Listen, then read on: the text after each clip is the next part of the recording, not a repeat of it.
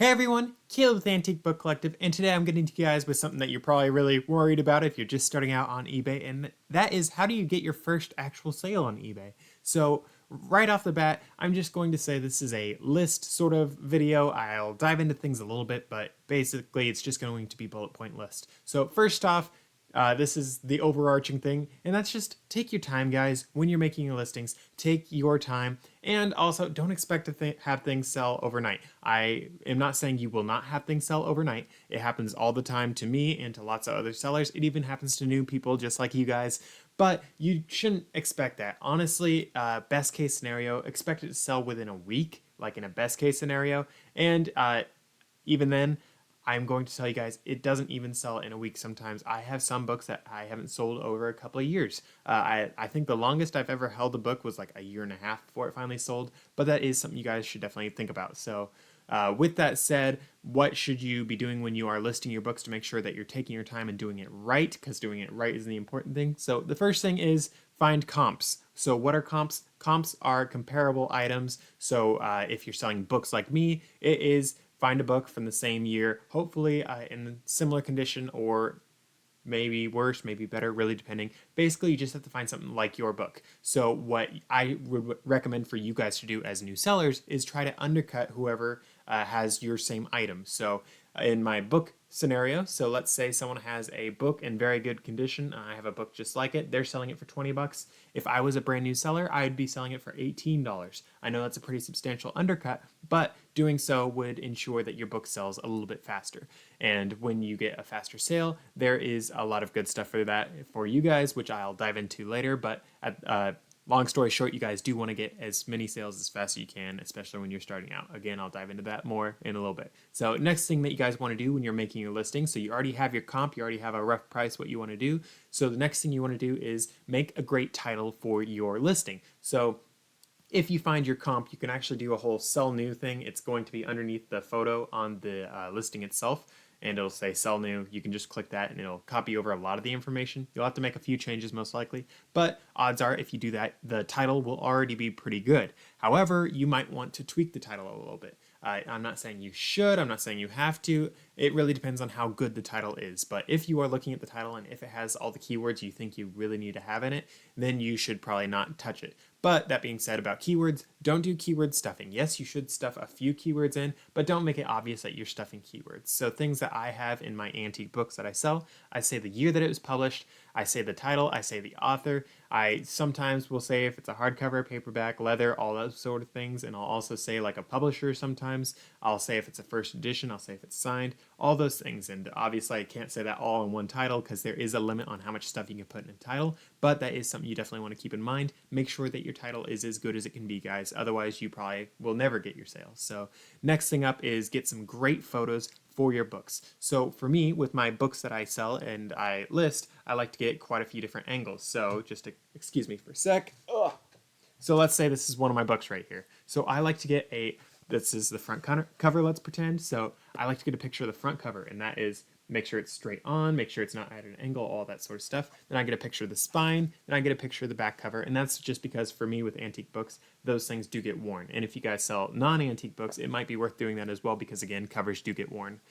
For me, I also will get pictures of the pages like this, and then I'll open the book up and I'll get the copyright page. So I'll take a picture of the copyright page, the title page, parts of the books that has like obvious damage, all that sort of stuff is things that you want to get pictures of. You want to take as many pictures as you can to make sure everyone knows exactly what you've got. However, you can't take too many because there is a limit of 12 photos. So with that said and done though, you also want to have a great description. So a lot of eBay sellers that have been doing it for a while are going to just have a copy and paste thing. Some of them won't even talk about the book. They'll just be like, look at the pictures. And sometimes they'll only have one picture. So buyers, especially when it's for more expensive books, they're going to be like, what? I don't know what I'm getting here. What is this? Da, da, da, da, da. So you want to make sure that you are telling buyers exactly what they're getting because that's how you get to go the extra mile. That is how you get to do better customer service because better customer service can get you better sales. So if you have a great description where you say every single little thing about the item, you are more apt to get sales. And of course, you can't do that forever. Like, let's say you become a business that has 10,000 listings. You might not be able to do that for every single listing, but for when you're just starting out, having a great description is a great way to make sure that you can get better sales and more sales, and you probably will get better buyers because their buyers are going to be like, oh, I know exactly what I'm going to get. So that's something you guys definitely want to pay attention to. Next up is maybe, just maybe, you might want to offer free shipping with these things. So let's say the person that was offering, that I mentioned earlier, the book at 20 bucks, let's say they were offering it with shipping of $5. So if you were listing at $18 and then you had free shipping, any buyer that's looking at things, they're going to see that they're getting a great deal because that other person, their book is actually $25 if you include the $5 shipping. But for you, if you're doing 18 and then you're covering shipping, they might think, oh, I'm only paying $13 for this because then the $5 shipping. So that's really cool for me. And they'll jump on your book even faster because they'll see it's a better deal. On top of that, so on eBay, you can actually charge a handling fee. And if you guys are brand spanking new, you probably should not charge a handling fee if you don't have to.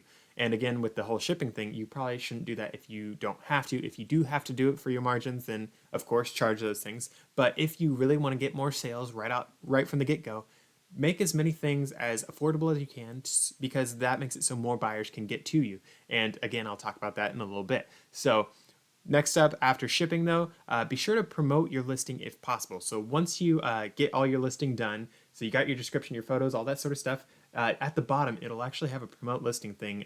Most likely, it's not guaranteed that you all have it from the get-go, but that is a thing. So eBay will allow you to promote your listings, and it'll charge a little bit of your sale once you get it through. So generally that'll be like a 2% promotion fee, and it'll make sure that your book gets promoted at the top of the page. It's really cool.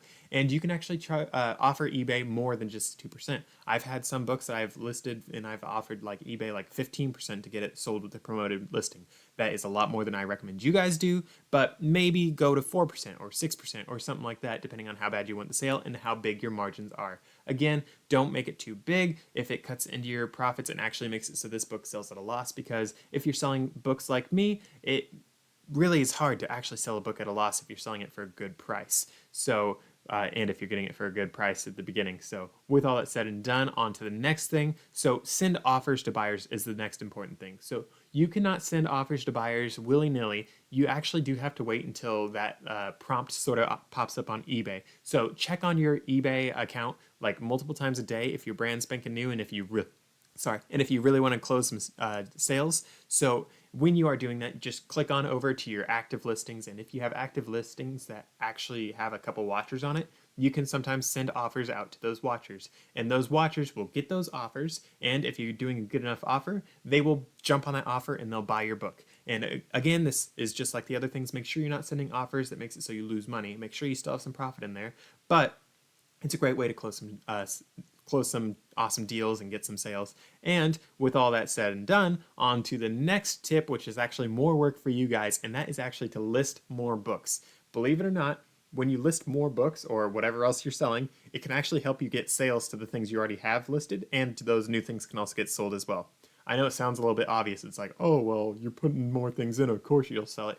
But believe it or not, eBay actually does have this weird thing, and a lot of other eBay sellers talk about this, about when you're listing consistently, eBay will give you more consistent traffic to your listings. So make sure that you are putting up more listings as often as you can so you can capitalize on that and get more sales in the long run. So with all that said and done, here's the little tip that I was saying I'd hold off to the end, and that is you guys want to get as many sales as you can, as fast as you can. And I actually, when I was first starting out, I was dealing with selling stuff for like margins this big, whereas now I can sell stuff and get profits this big. I was dealing with profits just this big at the very beginning because I wanted the secret sauce to eBay. And the secret sauce to eBay is buyer and also seller feedback. So you want to have it so your little eBay tag, so let's say your name is Bob's Books 64, you want to have a little thing right over here that has like a blue star or whatever star rating to show them that you're a good seller. And you also want to have that number of how many feedbacks you have. You want to have that be as big of a number as you can. And I actually have seen some people that have like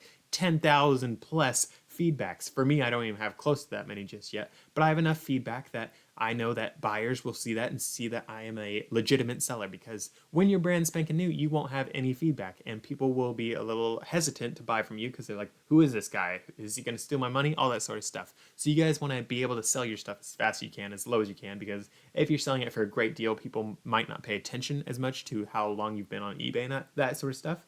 But once you've gotten enough of those sales and enough of those people have left good feedback, you'll finally look like a legitimate eBay seller. So be sure to do all you can to get as good of feedback as you can, treat your books as well as you can, all that sort of stuff, or whatever else you're selling. And be sure that you are making it so someone would be so inclined to like immediately be like, wow, this is the best thing I've ever bought on eBay. I have to leave feedback right now. That's what you sort of want to make someone do. And a lot of eBay buyers will leave stuff automatically, leave feedback automatically just because they know it's an important thing. But there are some that need the extra nudge, and you want to be the person that gives them that extra nudge so you can get your feedback, so you can get more sales in the long run. Because as I've said in a couple other videos, when it rains, it pours with eBay sales. So when you get one sale, I've had so many times that I get one and then all of a sudden I get like 10 more. And it's like, oh wow, that was a lot of sales all at once. So that's something that you guys also want to pay attention to. And that's another reason why you want to have more listings, is because then you can actually have it raining and pouring sales and you can make a lot of money. So with all that said and done, if you guys would like to learn more about eBay businesses in general or about my antique book business, be sure to subscribe below and I will see you guys in the next video.